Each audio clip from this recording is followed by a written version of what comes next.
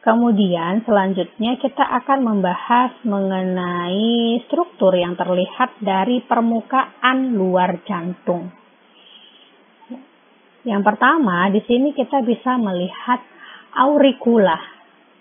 Ya, auricula, ini auricula dextra, ini auricula sinistra.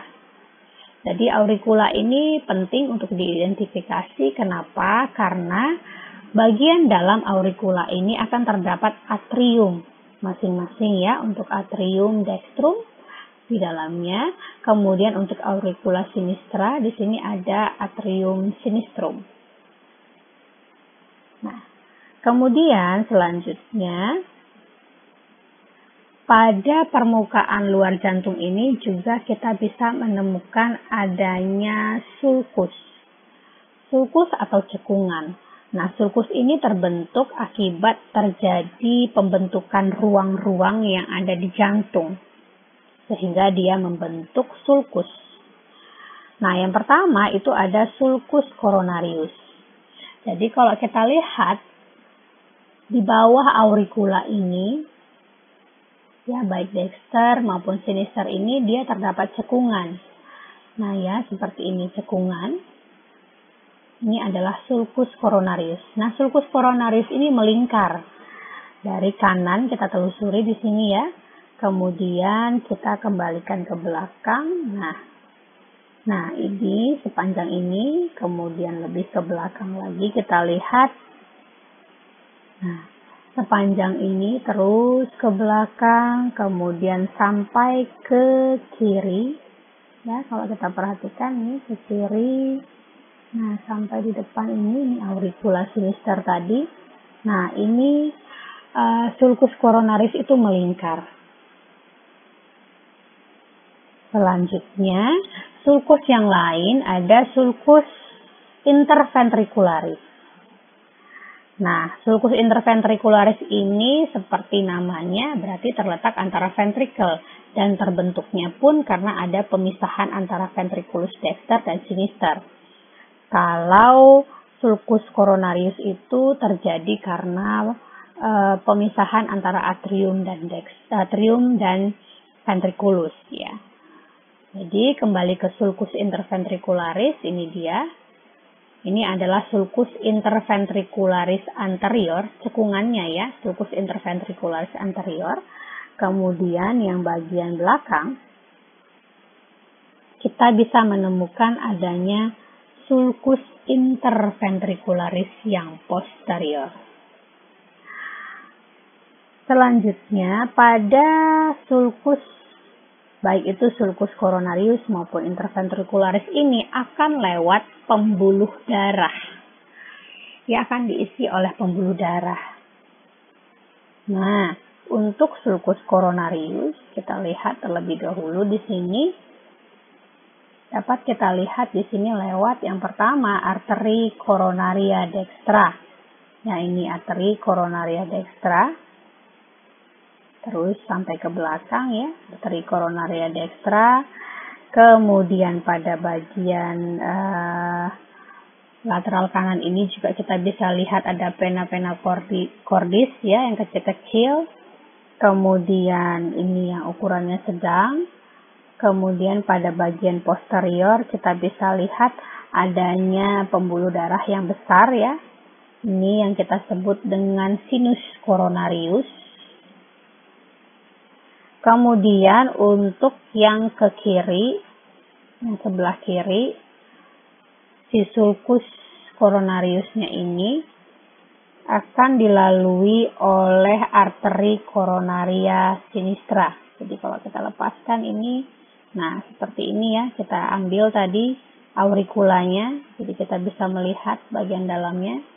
Di sini bahwa sulcus coronarius sinister ini yang bagian kiri akan dilewati oleh arteri coronaria sinistra. Kemudian di sini arteri coronaria ramus circumflex untuk yang sinistra. Nah, ini tadi sinus coronariusnya yang venanya ini. Yang merah-merah ini arterinya arteri coronaria sinistra. Kemudian untuk yang sulcus interventricularis ya, sulcus interventricularis. Untuk yang anterior ini ya, ini yang anterior. Ini dia dilewati oleh arteri vena interventricularis anterior. Untuk yang posterior ini bagian belakang, dia dilewati oleh arteri dan vena interventricularis posterior. Selanjutnya, pada permukaan luar ini juga kita bisa melihat pembuluh darah yang memperdarahi jantung.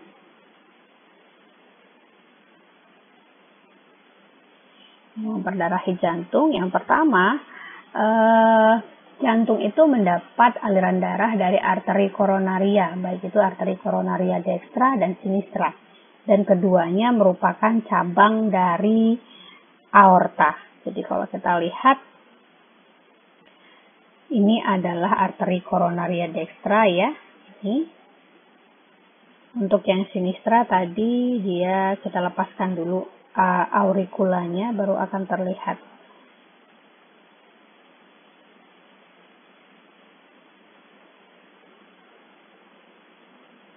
Oke, seperti ini. Nah, ini adalah arteri koronaria yang sinistra. Ya, jadi kalau kita perhatikan, kedua arteri ini merupakan cabang dari aorta. Kita lepaskan dulu ya truncus pulmonalis karena dia berada di belakangnya untuk melihat bahwa memang si arteri koronaria dextra dan sinistra itu merupakan cabang dari aorta. Jadi ini aorta tadi, kita lihat dari arah superior. Ini adalah arteri koronaria dextra dan ini adalah arteri koronaria sinistra. Nah, kalau terlihat di sini untuk yang sinistra dulu ya, yang terlihat ini akan bercabang menjadi arteri arteri interventricularis anterior dan arteri koronaria sinistra ramus circumflex. Nah, dari circumflex ini kalau kita telusuri lagi, dia akan mempercabangkan ramus marginalis sinistra. Oke. Kemudian untuk yang dextra, ini kita bisa lihat ya, ini yang dextra, arteri koronaria dextra, dia akan mempercabangkan ramus sinoatrial, ya, sinoatrial. Dan atrioventrikular itu ke arah dalam ya. Kemudian di sini kita bisa lihat dia juga akan mempercabangkan ramus marginalis dexter. Kemudian dia akan berlanjut ke arah posterior, ke arah belakang, dan mempercabangkan arteri interventricularis posterior. Oke, itu untuk arteri yang memperdarahi jantung. Kalau mengenai sistem venanya, untuk vena-vena jantung ya.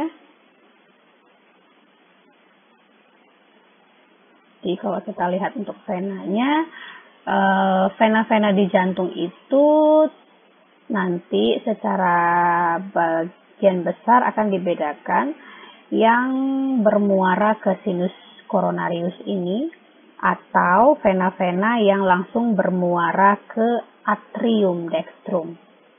Ya, seperti ini ada vena cordis minime yang akan langsung bermuara ke atrium dextrum ya, terutama untuk yang sisi-sisi kanan ya, pembuluh darah vena yang sebelah kanan. Kemudian kalau yang bermuara ke sinus coronarius itu terdiri dari vena interventricularis anterior, kemudian nanti ada yang vena-vena marginalis sinistra, kemudian vena-vena interventricularis posterior, dia akan bermuara ke sinus coronarius dulu, baru dari sinus coronarius dia akan masuk ke atrium dextrum. Baik, itu dia mengenai arteri dan vena. untuk jantung beserta dengan anatomi permukaan luar jantung dan topografi daripada jantung atau core.